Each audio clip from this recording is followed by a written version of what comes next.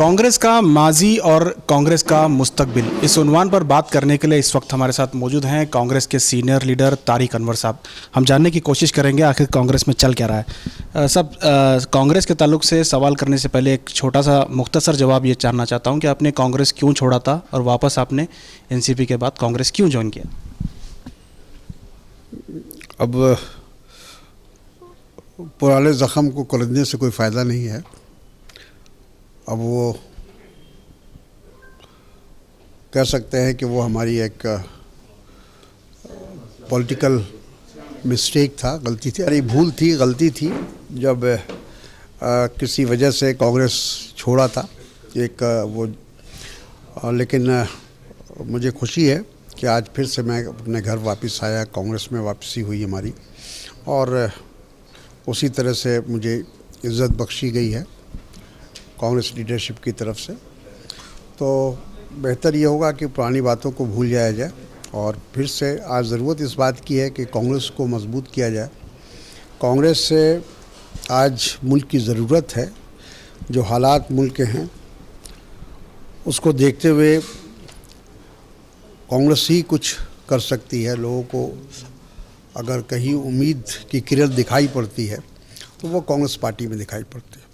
Sir, हालिया दिनों में हमें देखने मिल रहा है कि कांग्रेस के सीनियर लीडरों में इख्तलाफ है, चाहे गुलाम नबी आज़ाद साहब का स्टेटमेंट हो या सीनियर लीडर्स का ये कहना कि कांग्रेस में इंटरनल इलेक्शंस होने चाहिए। उस ताल्लुक से आप क्या राय है? देखिए, कांग्रेस से में कोई इख्तलाफ नहीं है।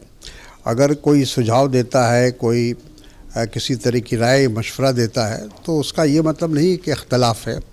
और ख़ुद कांग्रेस प्रेसिडेंट सोनिया जी, राहुल जी उन तमाम लोगों से मिल चुके हैं, उनसे बातचीत की है। उनके जो भी मशवरे हैं, सोनिया जी ने ये भी कहा कि उसको संजीदगी से लिया जाएगा और कोशिश की जाएगी कि आने वाले दिनों में कांग्रेस को मजबूत किया जाए। तो उसमें कोई ऐसी बात नहीं है जिसको लेकर कोई इख्तलाफ दिखाई पड़ता हो। सर, जब आपने कांग्रेस छोड़ा था उस वक्त क़यादत अलग हाथों में थी और आज अलग है, क्या बदलाव महसूस कर रहे हैं आप आने के बाद? नहीं, अब ऐसा नहीं है। भाई, उस वक्त भी सोनिया जी ही कांग्रेस के अध्यक्ष थी और आज भी वही अध्यक्ष हैं। और मानेंगे कि 20 साल तक कांग्रेस को उन्होंने एक प्रकार से, एक तरह से उसकी जो ताकत थी उसको बढ़ाने का काम उन्होंने किया। इसी दौरान में 10 साल कांग्रेस लेड गवर्नमेंट बनी जिसके डॉक्टर मनमोहन सिंह प्रधानमंत्री, प्राइम मिनिस्टर बने। तो मैं समझता हूँ कि सोनिया जी ने कांग्रेस को फिर एक तरह से नई जान बख्शी, नई रूह बख्शी। सर, आप क्या ये महसूस कर रहे हैं कि एक के बाद दीगर जो है रियासतें कांग्रेस के हाथ से निकलती जा रही हैं? जहां आपने जीत हासिल की है, चाहे मध्य प्रदेश हो, चाहे वो कर्नाटक हो, वहाँ भी जो है आपकी सरकारें गिर रही हैं। ये जो दल बदलू जो मुहिम चल रही है या ऑपरेशन कमल चल रहा है, इस पर कांग्रेस खामोश है। इस ताल्लुक से कोई ख़ास कांग्रेस का रिएक्शन नहीं है? खामोश नहीं है।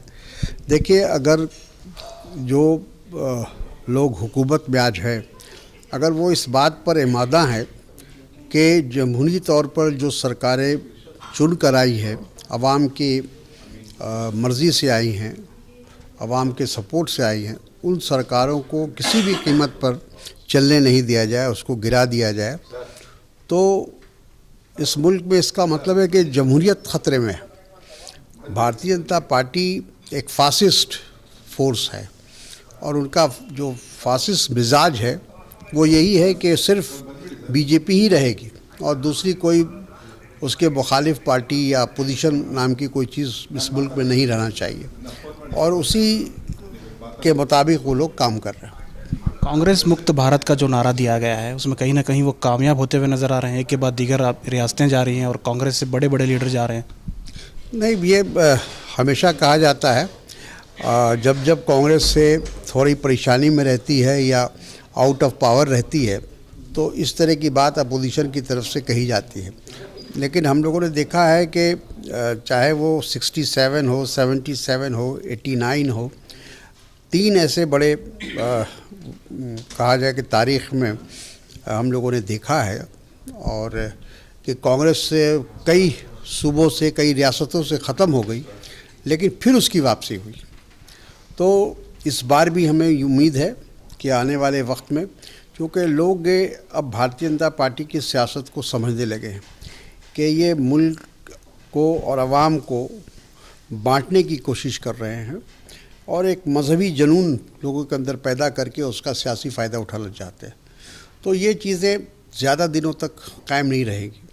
लोगों को पहले रोज़गार चाहिए, हमारे नौजवानों को, किसानों को उनके अनाज की कीमत चाहिए, मज़दूरों को नौकरी चाहिए, और आज जो बढ़ती हुई महंगाई है जिसका सब लोग, पूरे हिंदुस्तान के लोग उसको बर्दाश्त करने पर मजबूर हैं, इन चीज़ों से कैसे छुटकारा मिले। जब तक कि ये चीज़ें नहीं होंगी तो ज़्यादा दिनों तक ये मजहबी जुनून और मजहबी इख्तलाफ पैदा करके आप ज़्यादा दिनों तक हुकूमत नहीं चला सकते। सर, आपका महाराष्ट्र पॉलिटिक्स में काफ़ी अमल दखल है, अब आपकी सरकार भी है वहाँ पे, चाहे वो एनसीपी हो या कांग्रेस की, लेकिन जो 5% रिजर्वेशन का मामला था अभी तक वो क्लियर नहीं हो पाया। देखिए, अब ऐसा है कि अभी उन चीज़ों में हमें नहीं पड़ना है। अभी हम लोगों को ये देखना है कि चूँकि वहाँ जो है वो एक मिली जुली हुई सरकार है, कांग्रेस की सरकार नहीं है कि वो फैसला खुद ले सकते हैं। तो जब मिली हुई सरकार होती है तो उसमें बहुत सारी चीज़ें जिसमें इख्तलाफ होता है उसको इम्प्लीमेंट नहीं किया जाता है, उसको कुछ दिनों के लिए उसको अलग रखा जाता है ताकि सरकार। लेकिन सर, ये बहुत ही अहम मामला है। 28% रिजर्वेशन मराठा को मिलता है और 5% कोर्ट के कहने के बाद भी उनका मुसलमानों को रिजर्वेशन नहीं मिलता है, और ये बहुत ही अहम है। इसी बुनियाद पे आपकी सरकार बननी चाहिए, लेकिन ये आप इसे नज़रअंदाज कर रहे हैं। देखिए, वो मामला अदालत में है, कोर्ट में है, और अभी उसका फ़ैसला नहीं आया है, क्योंकि कोर्ट से ही उसमें रुकावट पैदा की गई थी। जहाँ तक कि महाराष्ट्र हुकूमत का सवाल है, उन्होंने इस बिल को पास कर दिया था, लेकिन बाद में ये लोग अदालत में गए और उन्होंने एक कॉन्स्टिट्यूशनल पॉइंट जिसको कहते हैं, जो आइनी एक उन्होंने मसला उठाया था कि मज़हब की बुनियाद पर आप रिजर्वेशन नहीं दे सकते हैं, ऐसा आइन के मुताबिक नहीं है। तो अब ये मामला अदालत में है, जब तक अदालत इस बात को, इसकी तस्दीक नहीं कर देता है, तब तक उसमें कोई पहल करना मुनासिब नहीं होगा। सर, एक आखिरी सवाल, बिहार में जो हार हुई है आपने उसको ईमानदारी के साथ कबूल किया है, लेकिन इससे क्या सबक सीखने को मिला सर कांग्रेस को? देखिए, इससे यही सबक सीखा कि अपने आप को मजबूत करने की ज़रूरत है। ठीक है, हम गठबंधन में रहते हैं या किसी पार्टी के साथ हमारा समझौता होता है, लेकिन हमको उसकी ताकत के बजाय अपनी ताकत को बढ़ाने की ज़रूरत है।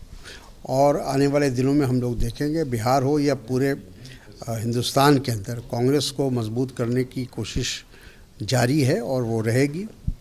और हम समझते हैं कि आने वाले दिनों में कांग्रेस का संगठन भी मजबूत होगा, क्योंकि इस बात को सभी लोग महसूस कर रहे हैं कि कांग्रेस को मजबूत करना ये बहुत ज़रूरी है आज के दौर में, क्योंकि मुल्क के जो हालात हैं वो हर दिन बद से बदतर होते जा रहे हैं। चाहे वो इक़्तिसादी मसला हो, चाहे वो समाजी मसला हो, तालीमी मसला हो, कोई मसला ले लीजिए, आज बेरोज़गारी का मसला हो जो मैंने ज़िक्र किया, इन सब चीज़ों को लेकर पूरे मुल्क के अंदर एक बेचैनी है।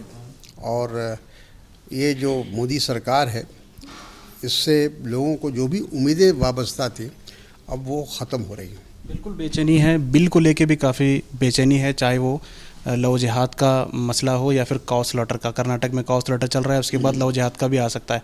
तो इस तरह के बिलों की मुखालिफत और इसे रोकने के लिए कांग्रेस की तरफ से क्या हिकमत अमली चल रही है? नहीं, देखिए, हम लोगों की कोशिश यही है कि ऐसे जो सिर्फ हिंदू मुसलमान के बीच में नफ़रत पैदा करने के लिए जो बिल लाए जा रहे हैं या कानून बनाए जा रहे हैं, वो नहीं होना चाहिए। लेकिन उन जहाँ वो मेजॉरिटी में हैं तो वहाँ उसको वो कानूनी शक्ल दे रहे हैं। तो हम लोग जहाँ तक हो सकेगा उसकी मुखालफत हम लोग करेंगे। और ये बीजेपी की एक साजिश है कि चूँकि लोग बुनियादी सवाल नहीं उठाएं, बुनियादी मसाइल नहीं उठाएं और लोगों के जहन को दूसरे तरफ उसका रुख हो जाए, इसीलिए तमाम इस तरह के जो कंट्रोवर्शियल बिल हैं लाए जाते हैं और लोगों को इसमें उलझा कर रखने की कोशिश की जाती है। फिर जो उनका एक एजेंडा है, वन पॉइंट एजेंडा है कि हिंदू और मुसलमानों के बीच में ज़्यादा से ज़्यादा नफ़रत पैदा हो, पोलराइजेशन हो, और ये कोशिश उनकी जारी रहती है। इसके बदल में आप लोग क्या तैयारी? हम लोग उसकी मुखालफत कर सकते हैं। हम लोग भी अपनी तरफ से उस कैंपेन कर रहे हैं और अवाम को समझाने की कोशिश कर रहे हैं।